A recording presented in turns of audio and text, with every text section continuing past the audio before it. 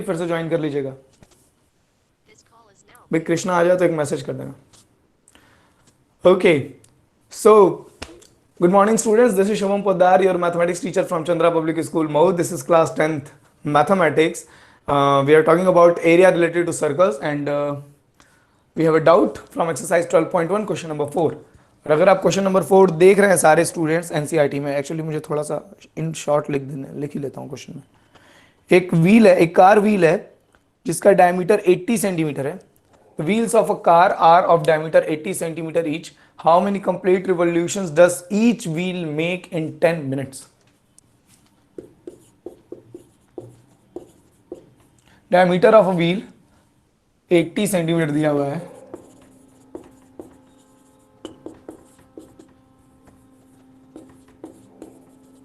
Speed इसकी है 60 kilometre per hour, 66 kilometre per hour. Exactly 66 kilometre per hour. और हमको फाइंड करना है 10 मिनट में कितने revolution, number of revolution, number of revolutions in 10 minutes. अगर आपने इस क्वेश्चन को नहीं लगाया तो 2 मिनट, ठीक है, 2 मिनट लीजिए और इसको सॉल्व कीजिए, और जिनका हो जाए मैसेज करें. 12.2 पर भी आ रहे हैं, बस झट से आ रहे हैं. इसको कृष्णा आ गया क्या? कृष्ण गुप्ता आ गए? ABCD कृष्ण कृष्ण नहीं है.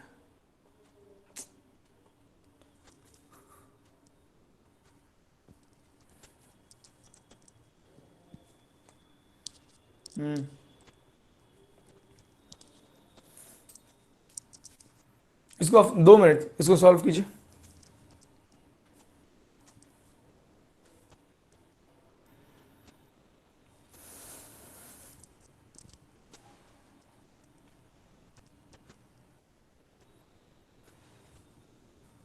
सिक्सटी मिनट्स में 66 किलोमीटर चल रहा है, तो 10 मिनट में 11 किलोमीटर चलेगा. चलो करो करो करो. अमृता पांडे कह रही है हो गया उनका, संचिता का हो गया, विजय का हो गया, वेरी गुड. प्रियांश का भी हो गया, बढ़िया. इस टाइप के क्वेश्चन हम लोगों ने, है ना, थोड़ा 9th में भी. और ये यू नो ये ऐसा कुछ नहीं है एक्चुअली. जो पहली एक्सरसाइज है ना एरिया रिलेटेड टू सर्कल, वो तो बस एक वार्म अप एक्सरसाइज है, वो तो रिकैप एक्सरसाइज है एक तरह की. आस्था का भी हो गया, आयुष प्रजापति का भी हो गया, बढ़िया. सान्या का भी हो गया.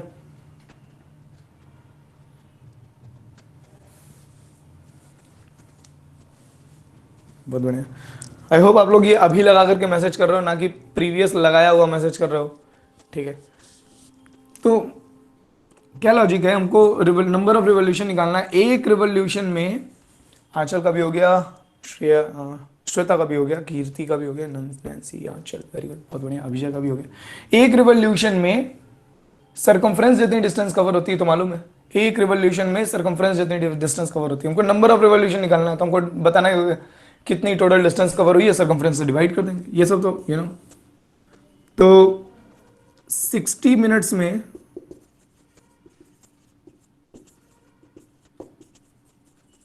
Distance covered 66 kilometre in 10 minutes. Distance covered is equal to, है ना, 6 से डिवाइड किया गया है, 11 किलोमीटर हो जाएगा. अब बताइए सरकमफ्रेंस कितनी होगी. Circumference of wheels, circumference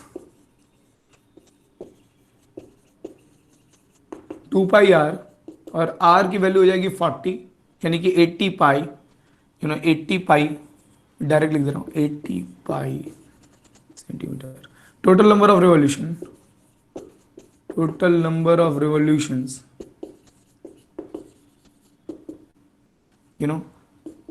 11 kilometre लिखा हुआ है, और यहाँ 80 पाई सेंटीमीटर लिखा हुआ है. और बड़ी मुसीबत है, यहाँ 11 किलोमीटर लिखा हुआ है, यहाँ 80 पाई सेंटीमीटर लिखा हुआ है. तो आपको मालूम ही है क्या करना है. 11 किलोमीटर 11,000 मीटर, डबल जीरो और बढ़ा दीजिए, ये सेंटीमीटर में हो गया. 80 पाई से डिवाइड कर दीजिएगा, ये सेंटीमीटर सेंटीमीटर कट जाएगा, मतलब नंबर ऑफ रिवॉल्यूशन तो एक प्योर नंबर आएगा ना। पाई की वैल्यू 22/7 रखने का मतलब है, बिल्कुल मतलब है।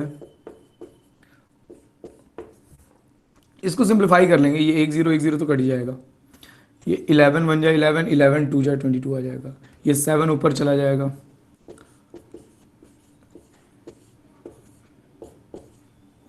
ये डेसिमल में आ रहा है क्या? 16 से डिवाइड हो जाएगा, हो जाएगा हो जाएगा। 16 तो वो है ना, 2 की पावर 4 है। बिल्कुल। हम्म। आपको मालूम है ना 2 पावर 4 है, ये टर्मिनेटिंग डेसिमल आएगा। पूरा पूरा डिवाइड हो जाएगा, लास्ट में 4 जीरो हो तो 16 से डिवाइड हो जाता है। इसको डिवाइड कर लो, मुझे बता दो आंसर क्या आ रहा है, तब तक मैं दूसरा क्वेश्चन देखूं। कृष्णा आ गया, ओके।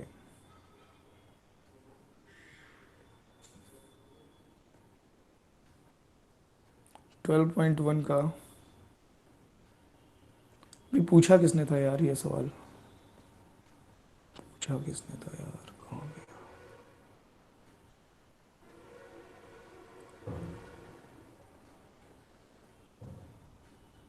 खुशी, खुशी आपकी समझ में आया? खुशी पांडे, बच्चा समझ में आया तेरी? ओके, चलो तो आगे बढ़ते हैं। 12.2 का कौन कौन सा क्वेश्चन था? एक तो 4 था, 7 8, 7 और 8, 12.2 7 और 8। 12.2 में जाते हैं, क्वेश्चन नंबर 7 और 8 क्या कह रहा है? एग्जाम्पल लगाए।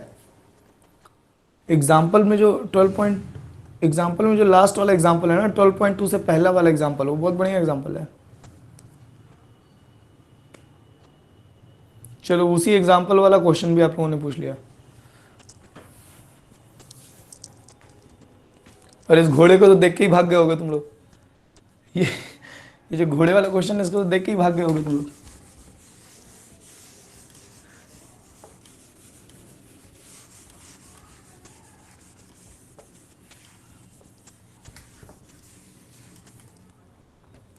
एक्सरसाइज 12.2 क्वेश्चन नंबर 7 करेंगे पहले, बहुत इंपॉर्टेंट क्वेश्चन है, ठीक है। इंपॉर्टेंट इसमें जानते हो क्या है? वो एंगल 120 डिग्री होना, बस और कुछ नहीं। एक कॉर्ड है सर्कल की, जिस सर्कल की रेडियस 12 सेंटीमीटर रेडियस की, इसके सर्कल में एक कॉर्ड है जो कि सेंटर पर 120 डिग्री का एंगल सबटेंड कर रही है, और हमको करस्पॉन्डिंग सेगमेंट का एरिया निकालना है। सर ऐसे ही डिस्टेंस, क्या कह रहा है? ऐसे ही डिस्टेंस वाले क्वेश्चन मुझे पता नहीं क्या लगते ही नहीं है।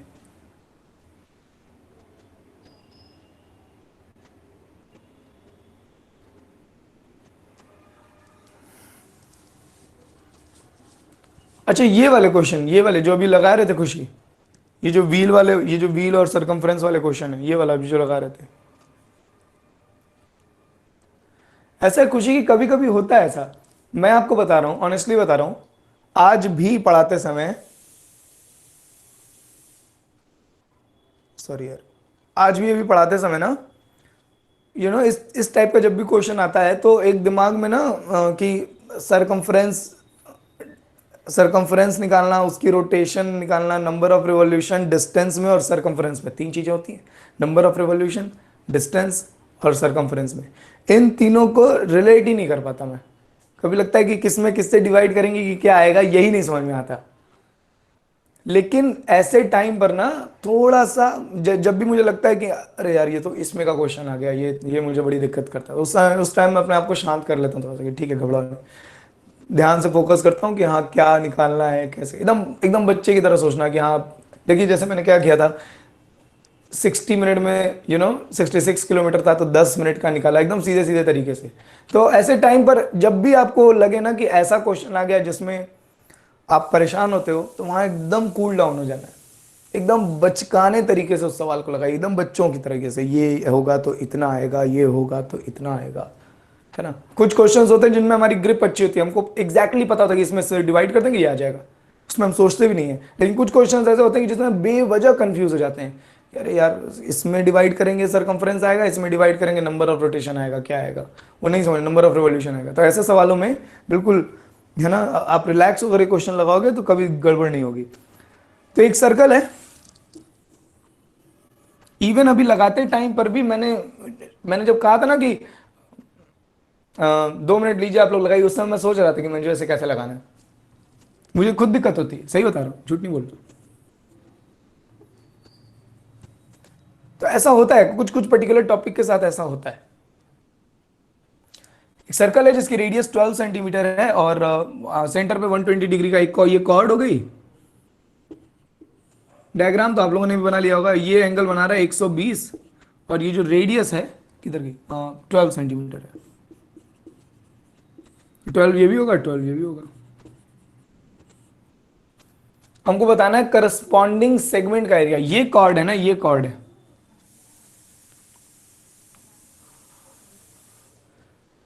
और ये कॉर्ड इधर 120 डिग्री एंगल बना रही, तो 120 डिग्री इस एंगल के करस्पॉन्डिंग सेगमेंट ये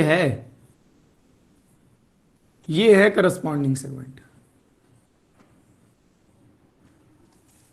अब हमको एग्जैक्टली मालूम नहीं कि माइनर सेगमेंट बनेगा कि मेजर सेगमेंट बनेगा, ये ट्रू डायग्राम तो बनाया नहीं मैंने, ये 120 डिग्री का एंगल तो बनाया नहीं है मैंने, समझ रहे हो ना बात को। तो हमको एग्जैक्टली ये नहीं मालूम है कि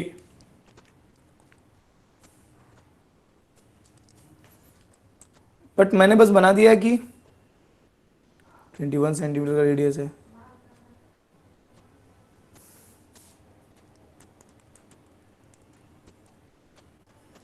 क्वेश्चन नंबर 7 में ना अ cord of circle of radius 12 centimetre लिखा है भाई, एनसीईआरटी।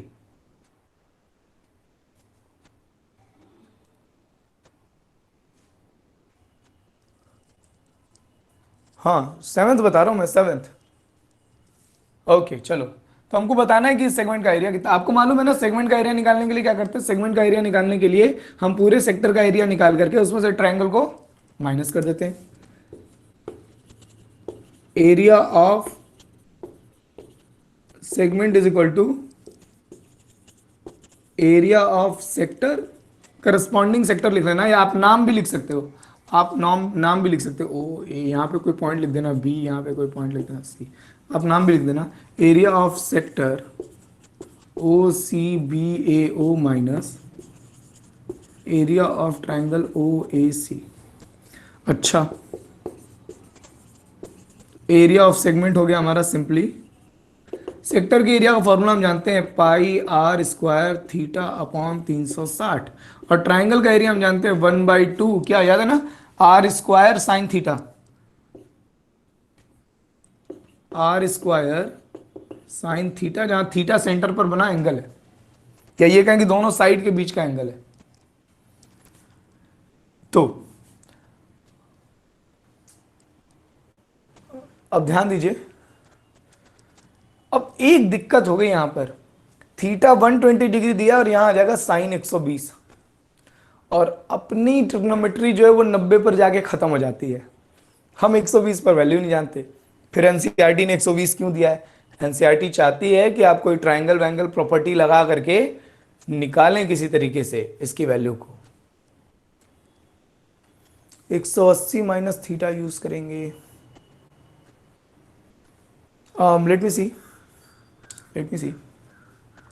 तो यहां पर ना मैं एक इक्वेशन बना करके छोड़ दे रहा हूं, क्योंकि अभी इसके आगे मुझसे सॉल्व नहीं होगा, इसके आगे मुझसे सॉल्व नहीं होगा। देखिए सेक्टर का एरिया निकालना चैलेंजिंग नहीं है, सेक्टर का एरिया निकालना चैलेंजिंग नहीं, आर की वैल्यू मैं 12 रखूंगा, थीटा की वैल्यू 120 रखूंगा, 120 से 360 कट जाएगा 3 बार में, ये तो बहुत आसानी से हो जाएगा। लेकिन जैसे ही मैं एरिया ऑफ ट्राइंगल की ओर बढ़ रहा हूं, 1/2 आर का मतलब 12, 12 12 का स्क्वायर इंटू साइन 120, साइन 120 हम नहीं जानते। हाँ बाबा परपेंडिकुलर यूज करेंगे, बिल्कुल बिल्कुल बिल्कुल। तो हम बात कर रहे हैं कि किस तरीके से हम ट्रायंगल का एरिया निकालें। तो मैंने अभी इसको स्टैंड बाई पे रखा है, अब हम निकाल रहे हैं पहले कि भाई सबसे पहले तुमको एरिया ऑफ ट्रायंगल चाहिए, है ना। Now area of triangle O A सी।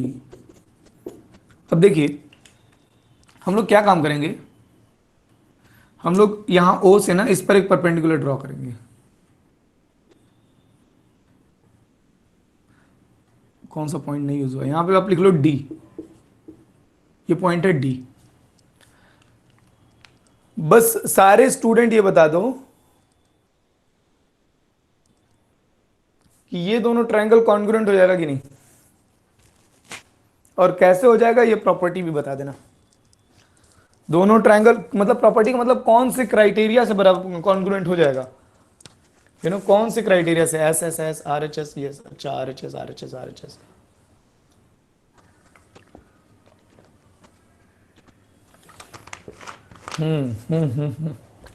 बढ़िया बढ़िया बढ़िया,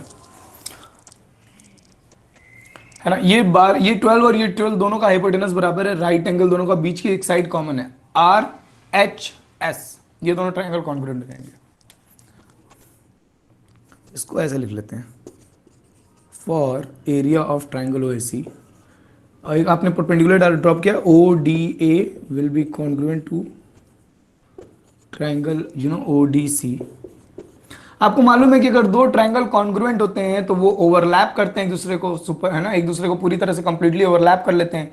इसका मतलब उन दोनों के एरिया बराबर होंगे, which implies that area of triangle O D A will be equal to area of triangle. अगर दो ट्रायंगल कॉन्ग्रुएंट हैं तो उनके एरिया बराबर होंगे।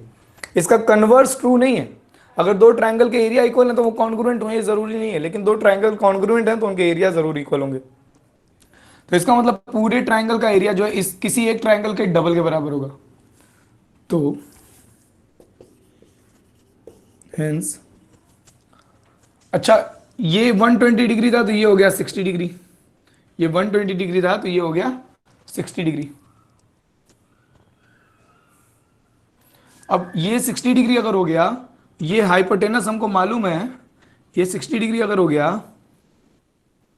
और ये हाइपोटेनस हमको मालूम है, तो हम निकाल लेंगे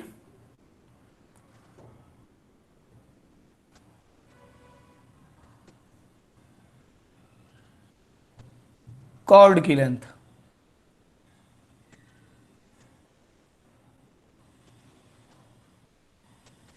हाइट निकालने का, परपेंडिकुलर निकालने का कोई मतलब तो है नहीं, निकाल लेते हैं, हाइट भी निकाल लेते हैं और कॉर्ड की लेंथ भी निकाल लेते हैं। मैं यहां सॉल्व कर रहा हूं, ठीक है।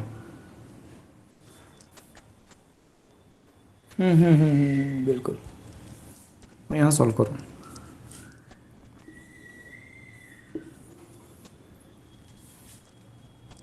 Okay, in triangle O D A, in triangle O D A आप देखिए, मुझको ये हाइट भी चाहिए और मुझको ये एडी भी चाहिए, दोनों चाहिए मुझे। तो पहले मैं निकाल रहा हूं ये 60 डिग्री के हिसाब से ये ओडी साइड हो गई बेस और ये हो गया हमारा हाइपोटेनस, तो हम लिखाएंगे cos 60 base upon hypotenuse. cos 60 हम निकालेंगे बेस अपॉन हाइपोटेनस। cos 60 की वैल्यू होती है 1/2। ओडी हमको चाहिए, ओए हमें मालूम है 12, तो ओडी हो गया हमारा 6। ओडी कितना हो गया, ये कितने आ गई, ये हाइट कितनी आ गई 6 सेंटीमीटर, ठीक, ये हाइट हमारी आ गई 6 सेंटीमीटर। अब हम निकालेंगे, देखिए 60 के हिसाब से ये सामने वाली साइड परपेंडिकुलर है, परपेंडिकुलर भी हमको चाहिए। Sine 60 is equal to perpendicular मतलब एडी अपॉन हाइपोटेनस, हाइपोटेनस मतलब ओए। साइन 60 की वैल्यू √3/2 होती है। एडी हमें चाहिए, ओए 12 है, एडी आ जाएगा हमारा, ये 12 को इधर मल्टीप्लाई 12 में 2 से डिवाइड हो जाएगा 6√3।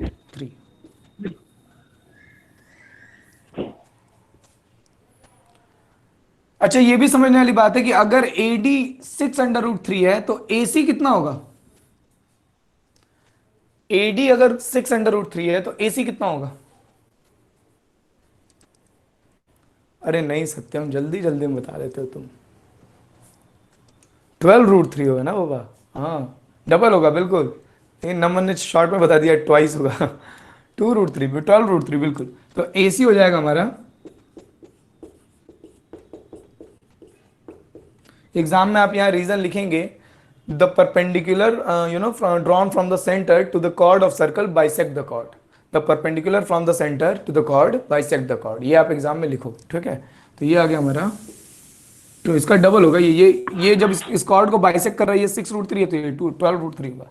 अब देखिए, अब देखिए मुझे ये AC मिल गया है, AC कितना है 12√3, मुझको हाइट मिल गई है OD, OD कितना है 6, मुझको ये AC मिल गया, मुझको ये OD मिल गया है, मुझको ये AC मिल गया, मुझे ये OD मिल गया। आदित्य कुमार गुप्ता क्या कर रहे हो यार, क्यों बार बार प्रेजेंटिंग कर रहे हो? आप नए हो क्या? आप पहले बार आए हो क्या क्लास में? चला गया। चलो यहां ध्यान दो। अब हमारे पास ट्रायंगल के एरिया को निकालने के लिए बेस इंटू हाइट वाला हम फॉर्मूला यूज करेंगे। अब हम ये फॉर्मूला नहीं यूज करेंगे, 1/2r² sin थीटा, इसे नहीं यूज करेंगे। और इसको नहीं यूज करने का, इसको नहीं यूज करने का रीजन आपको मालूम है, मुझे साइन 120 की वैल्यू नहीं पता, मुझे साइन 120 की वैल्यू नहीं मालूम, तो मैं यहां पर ये वाला फॉर्मूला नहीं यूज करूंगा। मैं यहां फॉर्मूला यूज करूंगा हाफ इंटू बेस, बेस मतलब AC इंटू हाइट, हाइट मतलब OD। और AC मैंने इसीलिए निकाली पहले, OD मैंने इसीलिए निकाली मैंने। एक बार सारे स्टूडेंट्स देखिए कि इस तरह के क्वेश्चन की स्ट्रेटेजी क्या है। एक बार सारे स्टूडेंट्स देखिए ठंडे दिमाग से कि इस तरह के क्वेश्चन, अब तो काम हो गया, अब तो हमको बस वैल्यू पुट करनी है, मेरा काम हो गया यहां पर। अगर ये क्वेश्चन 3 मार्क्स में आ रहा है तो 2.5 मार्क्स आपको यही मिल जाएगा, वो आधा नंबर आप कैलकुलेशन कर रहे हैं नहीं कर रहे हैं। द पॉइंट इज कि हमने, हमारी स्ट्रेटेजी क्या है, 120 डिग्री के एंगल पर हम 1/2r² sin थीटा से ट्राइंगल का एरिया नहीं निकाल पा रहे थे। तो हम लोगों ने क्या किया, हम लोगों ने किया कि भाई यहां से एक परपेंडिकुलर ड्रॉ किया, इन दोनों ट्राइंगल को कॉन्ग्रुएंट दिखाया। अगर ये दोनों ट्राइंगल कॉन्ग्रुएंट है बाई RHS क्राइटेरिया, ठीक है, अगर ये दोनों ट्राइंगल कॉन्ग्रुएंट है तो ये 60 डिग्री का एंगल होगा, 60 का। फिर हम लोगों ने यहाँ पर cos 60 और sin 60 का यूज करके AD निकाला और OD निकाला, परपेंडिकुलर और बेस। जब हमको OD मिल गया तो मुझे हाइट मिल गई, AD का डबल कर दिया तो हमको पूरे ट्राइंगल का बेस मिल गया। ठंडे दिमाग से इसको देखिए, इसकी स्ट्रेटेजी आराम से देख लिए, 2 मिनट, 2 मिनट नहीं 1 मिनट, कि हम कर क्या रहे हैं, हो क्या रहा है इस क्वेश्चन में।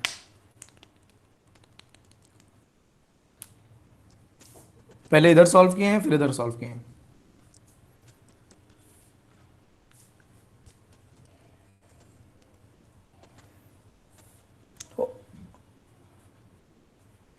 मैं कुछ और ही चक्कर में था, इसकी अब जरूरत नहीं है। मैंने सोचा इसका एरिया निकाल करके डबल कर लेंगे, लेकिन फिर ठीक है,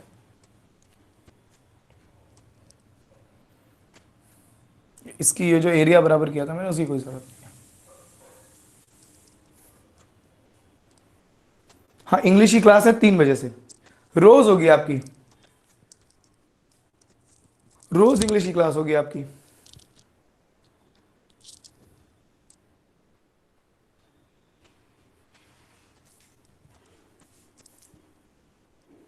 इंग्लिश की क्लास रोज नहीं लगती थी क्या? इंग्लिश की क्लास आपकी रोज नहीं होती थी क्या? ठीक है, मैं इसको इरेज कर रहा हूं, मैं इसको इरेज कर रहा हूं। हाँ, 3 बजे से, रोज 3 बजे ही होगी। बाकी सब्जेक्ट्स का क्या होगा सर? 3 बजे और क्लासेस भी हैं? हैं? ऐसा नहीं होगा, 3 बजे और क्लासेस भी हैं। कौन सी क्लास है 3 बजे?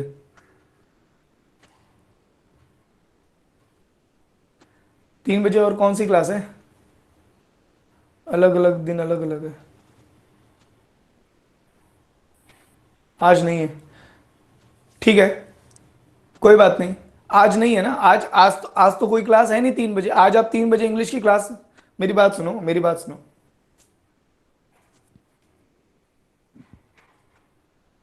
मेरी बात सुनो, मेरी 3 बजे से कभी क्लास नहीं रहती, मेरी 3 बजे से कभी क्लास नहीं। मेरी बात सुनो, आज आप 3 बजे इंग्लिश की क्लास करो। भाई मैंने आनंद सर से पूछा था कि सर डेली क्लास होगी, उन्होंने लिखा था यस सर। आप एक काम करो, आज आप 3 बजे क्लास में जाओगे ही, आप आनंद सर से पूरा क्लेरिफिकेशन ले लेना, ठीक है? आज तो 3 बजे कोई क्लास है नहीं, आज 3 बजे क्लास में जाना और सर से पूरा डिटेल में पूछ लेना कि सर क्या किस तरीके से 3 बजे तो और हमारी क्लासेस हैं। चलो अब हमारा काम हो गया, अब हम वैल्यूज पुट कर रहे हैं इसी के आगे फ्रॉम इक्वेशन 1, इसके आगे लगा रहे हैं उसके आगे, from equation 1 area of sector segment, ठीक है। पाई की वैल्यू हम अभी पाई की वैल्यू हम ऐसे ही रहने देते हैं, देखते हैं अगर जरूरत पड़ेगी तब पाई की वैल्यू रखेंगे। आर की वैल्यू 12 है, थीटा 120 था, 1/2 ए सी हमारा 12√3 है, ओडी हमारा 6 है, ठीक है। तो ये तो कट गया 3 बार में, ओके। पाई की वैल्यू 22/7 रखने का कोई मतलब नहीं दिखाई दे रहा है, क्योंकि 7 से कुछ भी डिवाइड नहीं हो रहा, तो हम अपना आंसर पाई में ही लेकर के आएंगे। हम अपना आंसर, आप डेसिमल में पाई की वैल्यू रख करके डेसिमल में भी आंसर ला सकते हो, मैं नहीं लेकर के आ रहा। 144 पाई/3 माइनस 36√3, इतने स्क्वायर सेंटीमीटर आएगा एरिया। मैंने पाई की और √3 की वैल्यू नहीं रखी, आप चाहो तो वैल्यू रख करके मल्टीप्लाई करके सॉल्व कर सकते हो।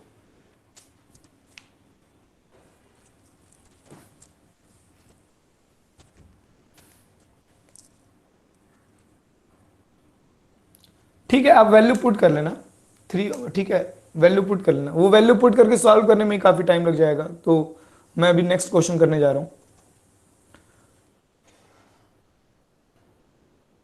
A horse is tied to, इसको फटाफट से नोट कीजिए। A horse is tied to a peg at one corner of a square-shaped grass field of side 15 meter by means of a 5 meter long rope. The area that of the part that field in which horse can graze. The increase in the grazing area if the rope were 10 meter long instead of 5 meter. अच्छा, 15 और 5 दिया बना। चलो मैं इसको erase कर रहा हूं, अगर आपने नोट कर लिया हो। The main point is how to deal such type of questions, okay? The main point is how to deal such type of question. 120 degree का एंगल दे दिया अगर सेंटर पे, तो हम कैसे सेक्टर का एरिया निकालेंगे या सेगमेंट का एरिया निकालेंगे, ठीक है। सेक्टर का एरिया कभी नहीं पूछेगा, सेक्टर का एरिया निकालना बड़ा आसान है, सेगमेंट का एरिया ही पूछेगा। मैं इसे इरेज करने जा रहा हूं।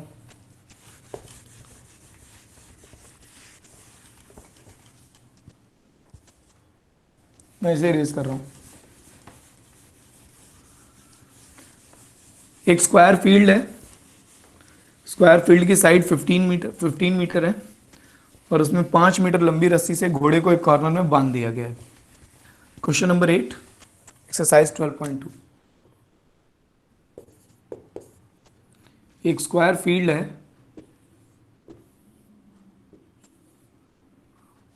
मान लो कि ये स्क्वायर फील्ड है, और इसकी लेंथ, इसकी जो साइड है वो 15 मीटर है, और यहां पे 5 मीटर की लेंथ पर एक घोड़े को बांध दिया गया है। 5 मीटर की रस्सी से घोड़े को बांधा गया। तो ये घोड़ा जो है, मान लीजिए यहाँ घोड़े को बांधा गया, ये 5 मीटर की रस्सी है, 5 मीटर। तो ये जो घोड़ा है ये इतना ही एरिया ग्रेस कर सकता है, इतने ही एरिया की घास खा सकता है। ये आपको बस ये एरिया निकालना है। ये पूरी साइड 15 मीटर की है, एक घोड़े को 5 मीटर लंबी रस्सी से बांधा गया। तो जब रस्सी से बंधी हुई है, जब रस्सी से बंधा हुआ है घोड़ा, तो ऐसे ही बस मूव कर सकता है, इससे ज़्यादा नहीं जा सकता। रस्सी तो 5 मीटर की है, इसके आगे जा नहीं सकता। ऐसे ही बस इस कर्वेचर में एक सेक्टर, एक सेक्टर जैसे एरिया को वो ग्रेस कर सकता है। और आपको मालूम है यहाँ सेंटर पे एंगल कितने डिग्री का बनेगा, 90 डिग्री का। ये रेडियस कितने की है, 5 की। तो क्या आप सेक्टर का एरिया नहीं निकाल लेंगे? The area that the horse can graze is equal to area of the sector O A B C, इसका नाम लिख लीजिएगा PQR। कहानी आप अपने से लिख लीजिएगा, the area that can be grazed by the horse is equals to, क्या होता है, pi r square theta upon, sector का एरिया निकालना है, आर की वैल्यू हमारी 5, थीटा की वैल्यू हमारी 90, ये जगह 25 पाई बाई 4। आप चाहो तो पाई की वैल्यू 3.14 रख सकते हो। This is answer centimetre metre square. Note कर लीजिए। बोर्ड विजिबल है रिचा, मीटिंग लीव करके ज्वाइन कीजिए। बोर्ड बिल्कुल क्लियरली विजिबल है।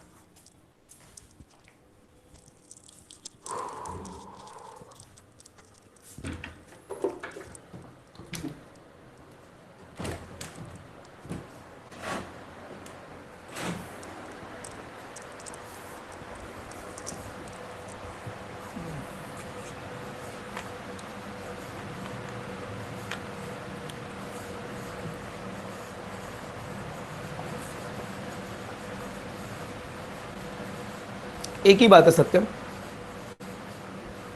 एक ही बात है। आप सर्कल पाई आर स्क्वायर करके 4 से डिवाइड करोगे।